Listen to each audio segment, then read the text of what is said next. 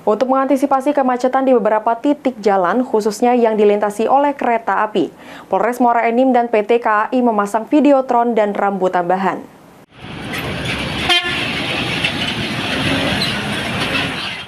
Sejumlah titik perlintasan kereta dan jalur lintas tengah Sumatera wilayah Kabupaten Muara Enim semakin padat dan dilintasi oleh kendaraan pemudik, hingga membuat Polres Muara Enim ekstra sibuk untuk mengatur lalu lintas.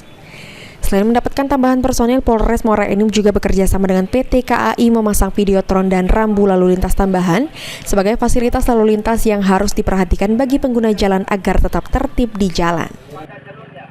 Ini terobosan yang baik di tahun ini, dibantu oleh dan didukung oleh KAI sendiri.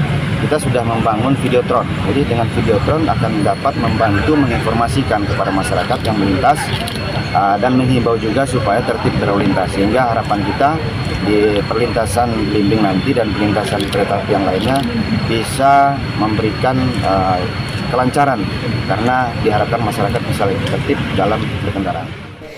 Videotron yang dipasang ini merupakan terobosan baru pihak kepolisian dan PT KAI agar para pengguna lebih mudah mendapatkan informasi dan rambu terkait lalu lintas, terutama di sejumlah titik perlintasan kereta api. Mardiansyah, PAL TV.